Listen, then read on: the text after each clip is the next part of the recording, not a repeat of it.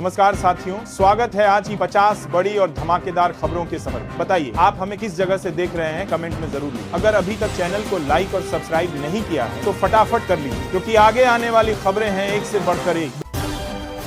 बिहार में एनडीए सरकार के बहुमत के बावजूद विधायकों के दलबदल की चर्चाओं ने सियासी हलचल बढ़ा दी है। जेडीयू ने दावा किया है कि राजद के 19 विधायक उनके संपर्क में हैं, जबकि राजद का कहना है कि 65 जेडीयू विधायक उनके साथ हैं। कृषि मंत्री रामकृपाल यादव ने तो राजद के सभी 25 विधायकों से संपर्क होने की बात कही है। राष्ट्रीय लोक मोर्चा में भी टूट की अटकलें तेज हैं। राजनीतिक बयानबाजी से राज्य की सियासत गर्म हो गई है। दोनों दल एक दूसरे पर तोड़फोड़ की राजनीति का आरोप लगा रहे हैं।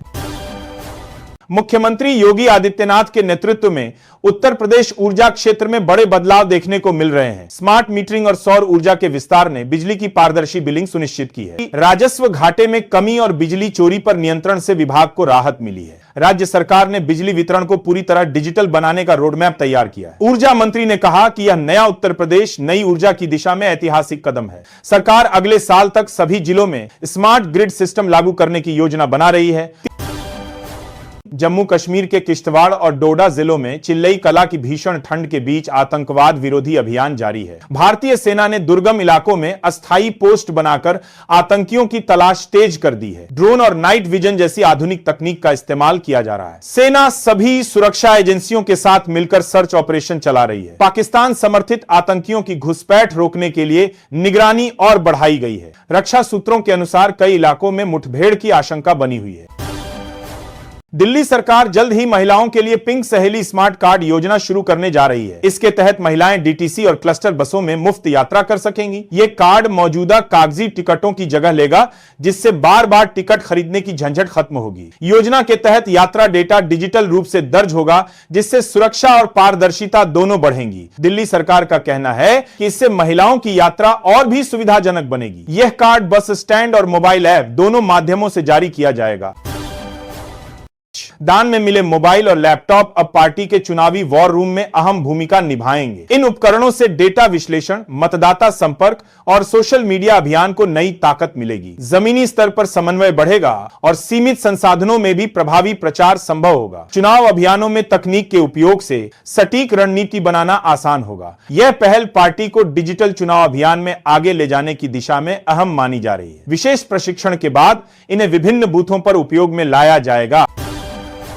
आध्यात्मिक गुरु जग्गी वासुदेव ने बिहार विधानसभा चुनाव में एनडीए की जीत पर नीतीश कुमार को बधाई दी है। उन्होंने पत्र में लिखा कि यह जीत बिहार की जनता के विश्वास और स्थिर नेतृत्व की पहचान है। सदगुरु ने मुख्यमंत्री के उज्जवल भविष्य और राज्य के विकास की कामना की है। उन्होंने लिखा कि नीतीश कुमार का शासन बिहार को नई दिशा देने में सक्षम है। मुख्यमंत्री ने जवाब में सदगुरु को धन्यवाद देते हुए कहा कि विकास ही उनका लक्ष्य है। दोनों नेताओं के बीच इस संवाद को सकारात्मक संकेत के रूप में देखा जा रहा है।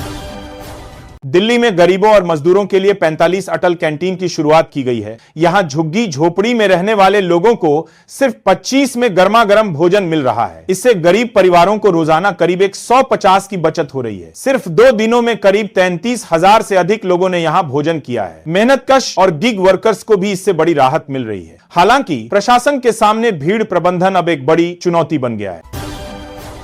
भाजपा के राष्ट्रीय अध्यक्ष पद के लिए चुनाव 18 से 20 जनवरी के बीच होने की संभावना है। इस बार नितिन नवीन का नाम प्रमुख दावेदार के रूप में सबसे आगे है। राज्य अध्यक्ष और राष्ट्रीय परिषद सदस्य उनके नामांकन का समर्थन करेंगे। प्रधानमंत्री नरेंद्र मोदी और अमित शाह भी नामांकन पत्रों पर हस्ताक्षर कर सकते हैं। पार्टी सूत्रों के अनुसार अंतिम घोषणा 20 जनवरी तक हो सकती है। नए अध्यक्ष के चयन से संगठन में नए सिरे से रणनीति तय होने की उम्मीद है।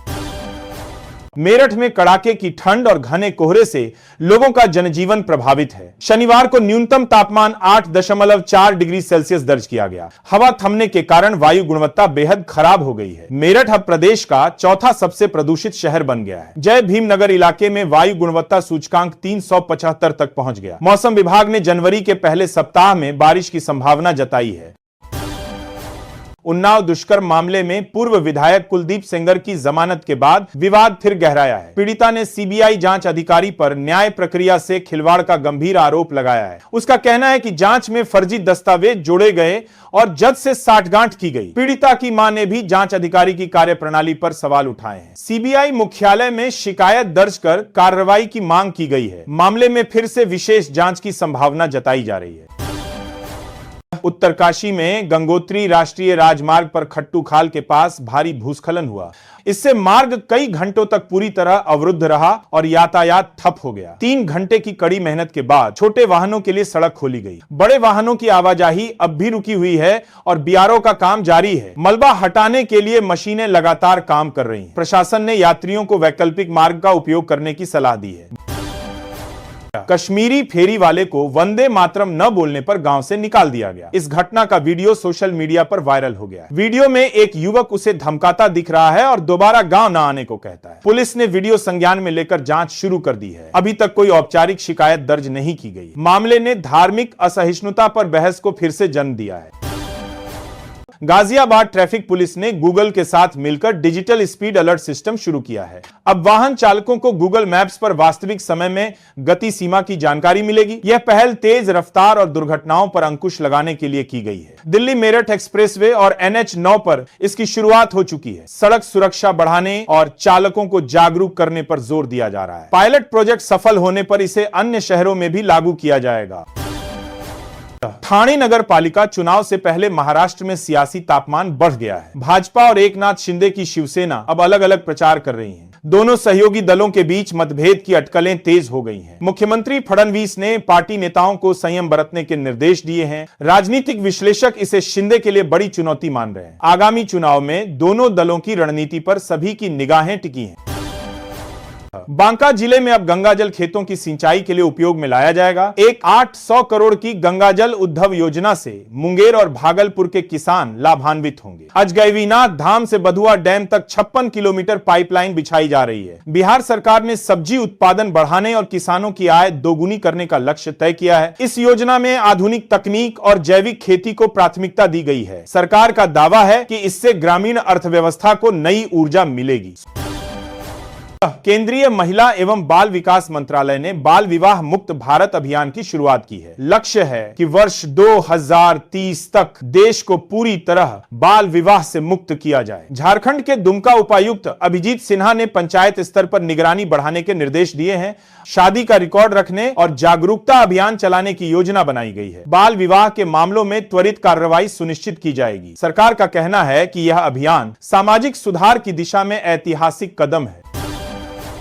कांग्रेस कार्य समिति की बैठक में मल्लिकार्जुन खड़गे ने मनरेगा को खत्म करने पर मोदी सरकार की कड़ी आलोचना की। उन्होंने कहा कि यह गरीबों और कमजोर तबके के खिलाफ बड़ा हमला है। खड़गे ने आरोप लगाया कि सरकार ने करोड़ों लोगों को रोजगार से वंचित कर दिया है। उन्होंने कहा कि गरीबों के पेट पर लात मारने के साथ उनकी पीठ में छुरा घोंपा गया है। बैठक में कई वरिष्ठ नेताओं ने भी इस नीति पर नाराजगी जताई। पार्टी ने इसे जनविरोधी निर्णय बताते हुए आंदोलन की चेतावनी दी है।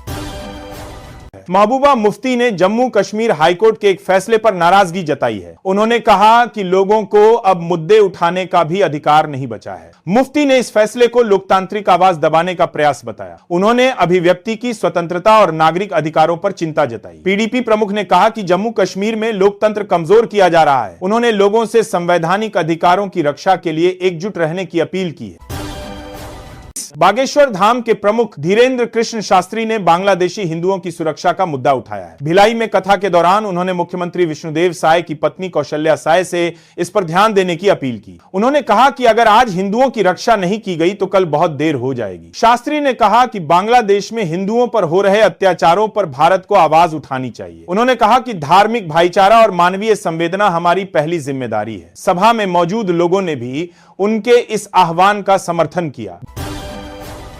बीजेपी नेता दिलीप घोष ने पश्चिम बंगाल सरकार और मुख्यमंत्री ममता बनर्जी पर गंभीर आरोप लगाए हैं। उन्होंने कहा कि राज्य में हिंदुओं के साथ भेदभाव और अत्याचार बढ़ रहे हैं। घोष ने ममता बनर्जी पर चुप रहने और घटनाओं पर कार्रवाई न करने का आरोप लगाया। उन्होंने कहा कि बंगाल में असुरक्षा का माहौल है और कानून व्यवस्था चरमराई हुई है। भाजपा नेता ने केंद्र से हस्तक्षेप करने की मांग की है। इस बयान ने बंगाल की सियासत को एक बार फिर गरमा दिया है।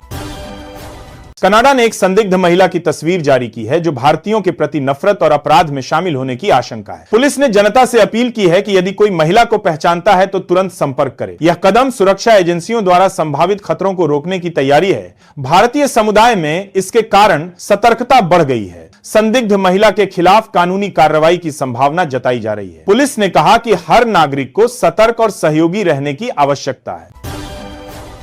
झारखंड सरकार ने घायलों और मरीजों के लिए एम्बुलेंस सेवा को सुगम बनाने हेतु मोबाइल ऐप तैयार किया है। इसके माध्यम से 108 एम्बुलेंस और ममता वाहन बुक किए जा सकेंगे। निजी एम्बुलेंस को भी इस ऐप से जोड़ा जाएगा और प्रति किलोमीटर भुगतान मिलेगा। सरकार का कहना है कि इससे जीवन रक्षक सेवाओं की पहुंच तेजी से बढ़ेगी। एम्बुलेंस की लोकेशन और रियल टाइम ट्रैकिंग भी उपलब्ध होगी। लोग अब आपातकालीन स्थिति में तेजी से मदद प्राप्त कर सकेंगे।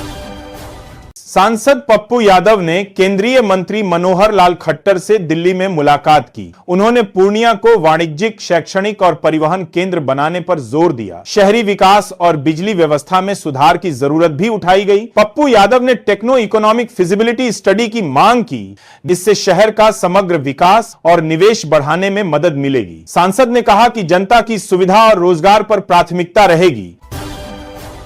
गढ़मुक्तेश्वर में ब्लो मंजू राघव को फर्जी वोटर लिस्ट बनाने से इनकार करने पर उत्पीड़न का सामना करना पड़ा। वोटर सत्यापन के दौरान उन्होंने कई फर्जी आधार कार्ड और गांव छोड़ चुके मतदाताओं की पहचान की। फर्जी वोट पंजीकृत करने से मना करने पर उन्हें मानसिक उत्पीड़न झेलना पड़ा। राघव ने पुलिस और एसपी को शिकायत भेजकर कार्रवाई की मांग की। इस मामले ने मतदान प्रणाली में होने वाली गड़बड़ियों को उजागर किया है। वोटर सुरक्षा और निष्पक्ष चुनाव की जरूरत पर जोर दिया जा रहा है।